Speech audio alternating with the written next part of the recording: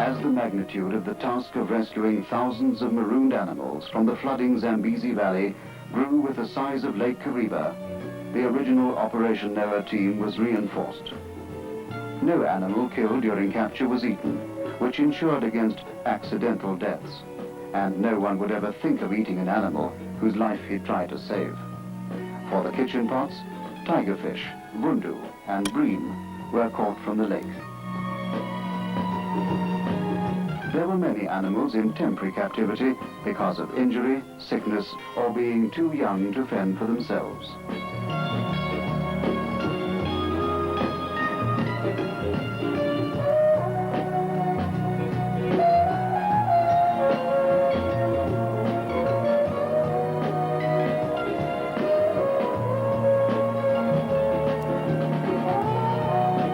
Impala does, which had calved, were moved from the main stockade into private quarters, so that the babies would not get trampled on by their elders.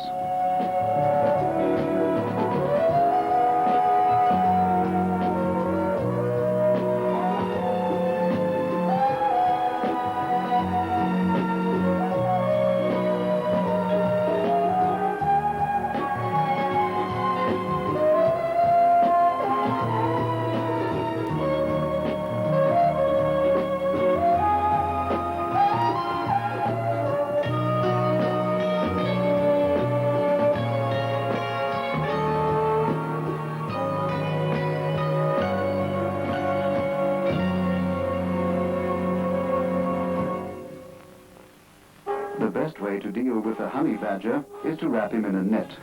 It's a fierce little creature, completely fearless, and with its long curved claws, tears through most obstacles in its path. Its thick skin protects it from bee stings, its obnoxious exhaust deters most enemies, but it seemed to have little effect on crackers.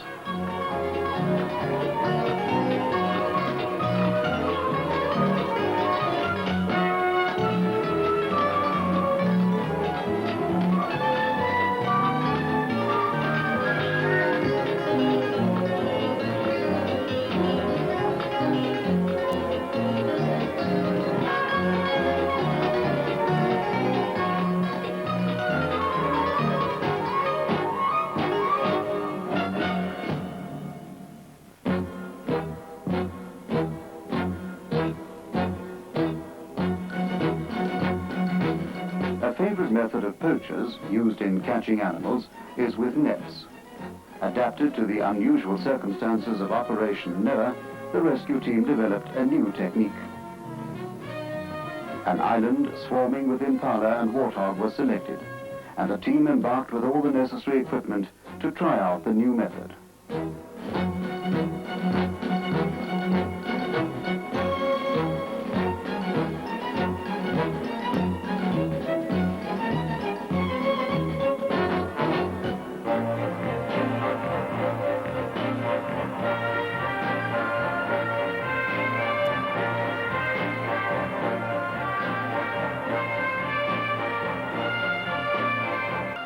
From the essential toolbox and no less essential tea kettle, the equipment included heavy poles, strong ropes, and several hundred meters of 3-meter-high netting.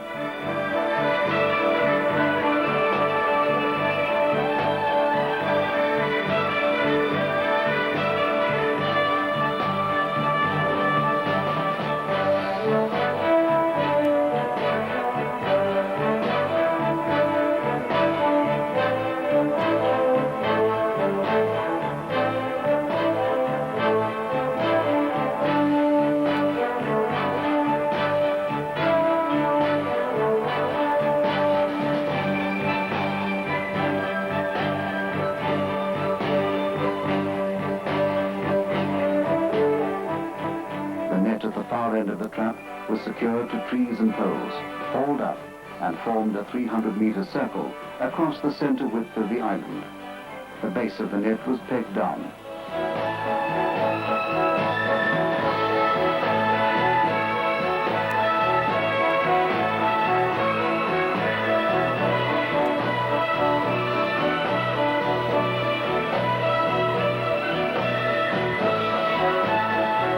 Another net, the gate into the enclosure, was carefully rolled and laid in a shallow ditch.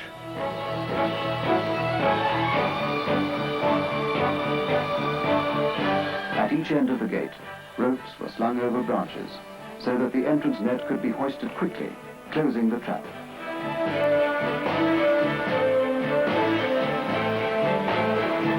Every trace of the trench hiding the net was covered with soil and foliage, so that the animals would not suspect the earth had been disturbed.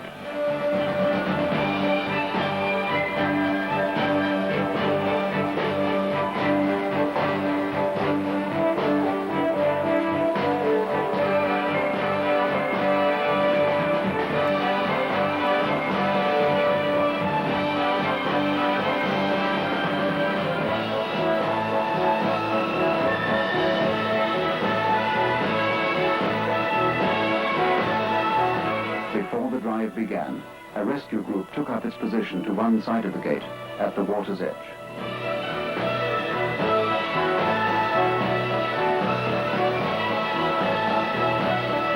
All was quiet, as from the other end of the island, the drive began.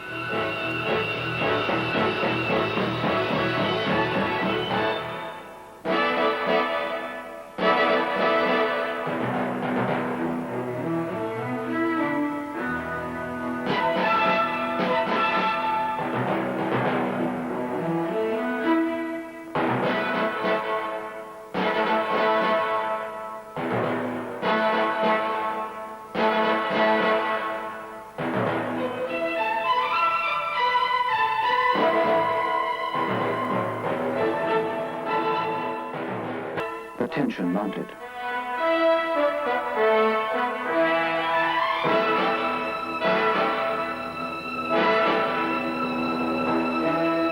Then, as the animals realized they were trapped, pandemonium.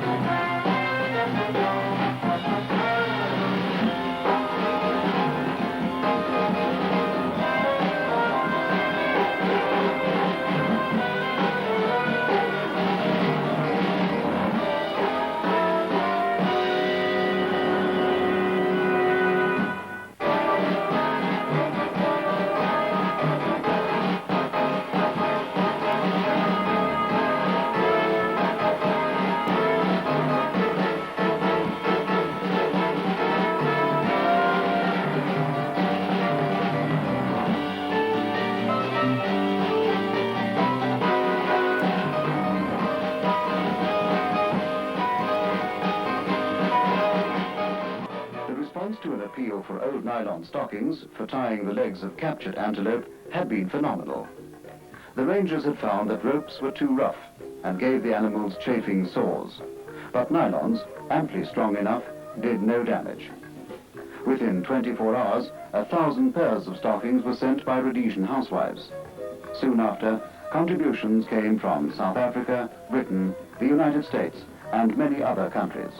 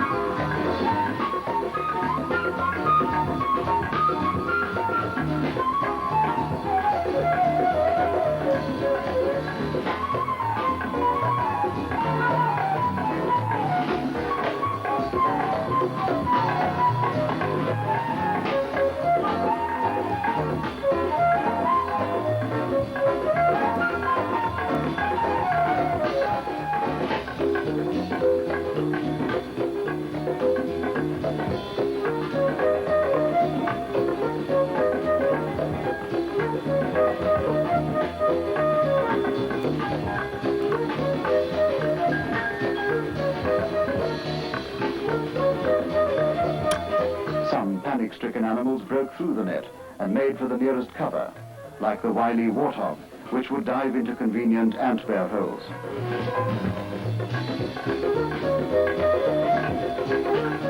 One of these burrows produced a warthog, a tiny gracebok antelope, a baboon, and a porcupine in that order, and deep at the bottom, an ant-bear.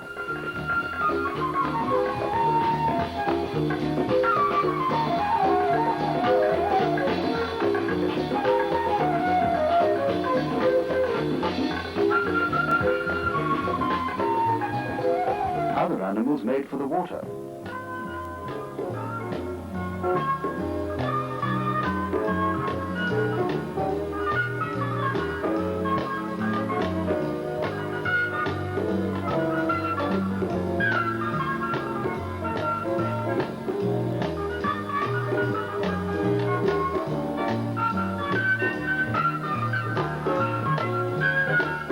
Sacks were not really the answer for capturing porcupine, as the angrily erect quills stuck through the material at such awkward angles they had to be cut free when released, and sacks were in short supply.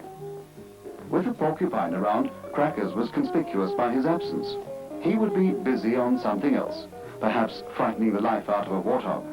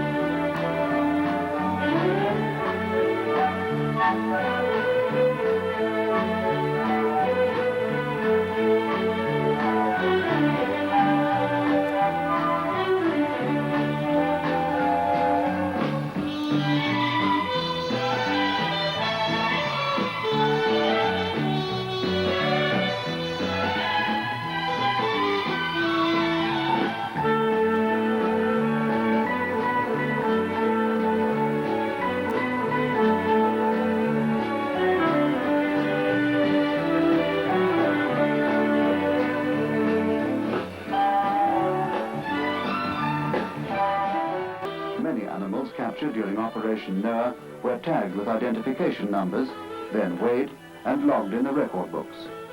This sort of information was invaluable to zoologists for future study of different species and their movements.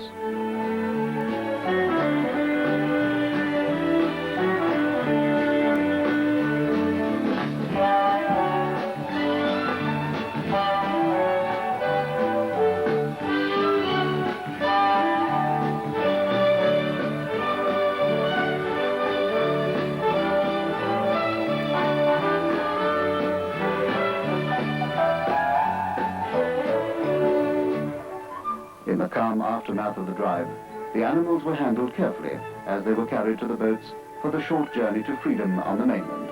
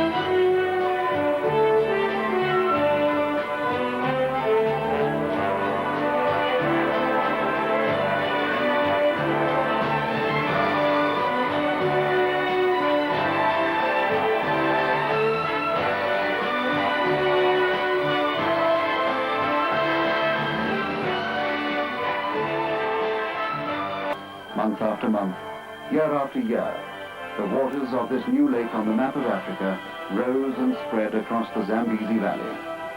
And there was still much to be done before the last island to shrink from view was cleared of wildlife.